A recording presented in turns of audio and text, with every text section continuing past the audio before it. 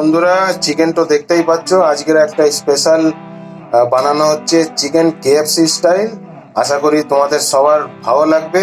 কি কি এর ভিতরে লাগে, হোমমেড কিভাবে তৈরি করতে, মানে ঘরোয়া স্টাইলে কিভাবে তৈরি করা হয় কেএফসি চিকেন, সেটা তোমাদেরকে আমি শেয়ার করব। তাহলে চ্যানেলটি হলো জাস্ট বং জড়িতেই শুধু এইটা পাবে, আর কোথাও পাবে না। তাহলে শুরু থেকে লাস্ট পর্যন্ত ভিডিওটা দেখবে, খুবই মজা পাবে। স্কিপ যদি করে নাও তাহলে কিন্তু আর পারবে না কেএফসি কিভাবে তৈরি করতে হয় ঘরে বসে। ঠিক আছে, তাহলে দেখো। তো আমি এখানে রসুন দিয়ে দিয়েছি 1 টেবিল চামচের মতো।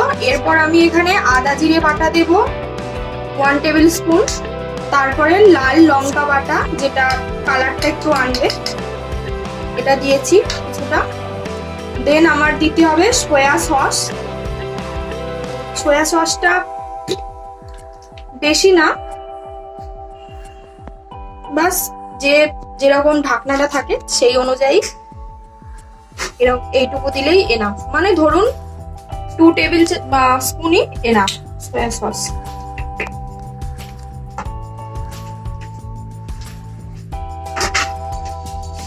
এরপরে সল্ট লাগবে। সয়া সসটা দিচ্ছি জন্য যে নুনটা একেবারে স্কিপ করে যাব সেটা কিন্তু না, সয়া সসে নুন থাকে, কিন্তু নুনটা লাগবে দিতে। পরিমাণে কম দেবো আমরা, কিন্তু নুনটা দিতে হবে। আর সবশেষে আমি দেব ব্ল্যাক পেপার, যেটা যে কোনো ফ্রাই চিকেনের এটাই একটা বিশেষত্ব যে এই ব্ল্যাক পেপারটা দিলে একটা আলাদা রকমই ফ্লেভার আসে।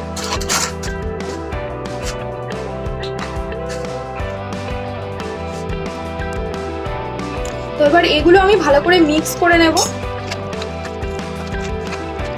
মিক্সটা যত ভালো হবে, চিকেনের ভিতরে যত মশলাগুলো যত ভালো ঢুকবে, চিকেনটা ভিতর থেকে জুসি যে ভাবটা, কেএফসি স্টাইল চিকেনে আমরা কি দেখি, ভিতরটা বাইরেটা ফ্রাইড যেটা থাকে সেটা খুবই ক্রিস্পি থাকে, আর ভিতর থেকে খুব জুসি হয় জিনিসটা।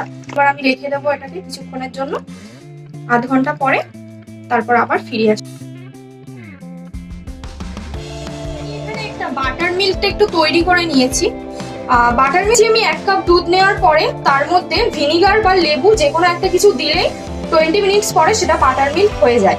তো আমার কাছে ভিনিগারটা ছিল না, শেষ হয়ে গিয়েছিল, তাই আমি লেবু নিয়েছি। এখানে একটা গোটা লেবু, আমি রসটা একদম ঠান্ডা দুধ, রুম টেম্পারেচারে যেন দুধটা থাকে। বেশি গরম দুধ হলে পুরো ছানা কেটে যাবে। বাটার মিল্কটা কিন্তু এটা আপনারা দেখতে পাবেন যদি লক্ষ্য করেন, বাটার মিল্কটা কিন্তু আমার এটার যে কনসিস্টেন্সিটা আছে এটা কিন্তু পুরো ছানা হয়নি, আবার একেবারে যে দুধটা যেরকম হয় সেটাও নেই।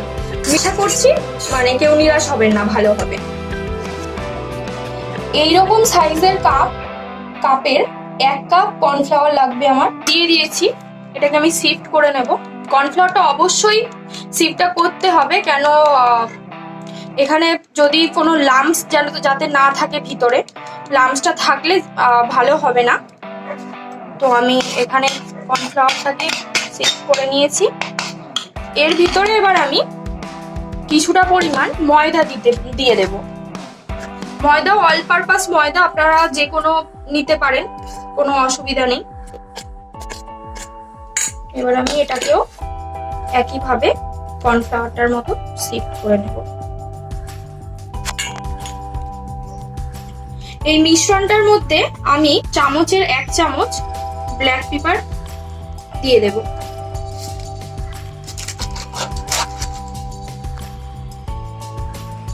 তো এবার আমি এতে 1 চামচ পরিমাণ নুন দিয়ে দেব, আর দিয়ে দেব 1/2 চামচ পরিমাণ লঙ্কার গুঁড়ো। তো জিনিসগুলোকে নিয়ে আমি ভালো করে এবার মিক্স করে নেব। হাত দিয়েও আপনারা মিক্স করতে পারেন। তো চিকেনটা কিভাবে আমি কোডিং করি সেটা আপনাদের আমি দেখিয়ে দেব। তো 30 মিনিট পর আমি চিকেনটা নিয়ে চলে এসেছি। চিকেনটাকে আরেকটু ভালো করে আমি এরকম করে মেখে নিচ্ছি।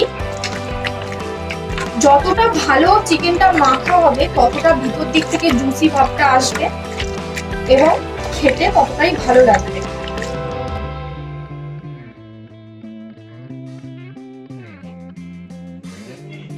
এই পিস চিকেন নিয়ে আমি এইভাবে এরকম করলাম।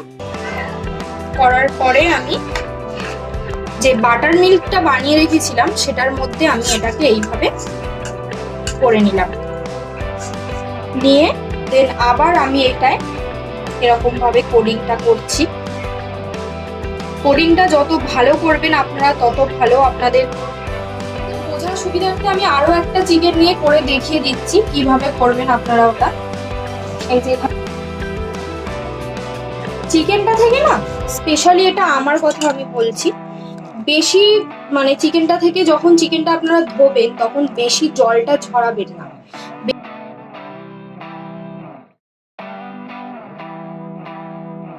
তো এইভাবে প্রত্যেকটা চিকেন আমি করে নেব। তো কড়াইতে তেলটা আমি দিয়ে দিয়েছি, তো আস্তে আস্তে করে আমি এবার ছেড়ে দেবো এর মধ্যে।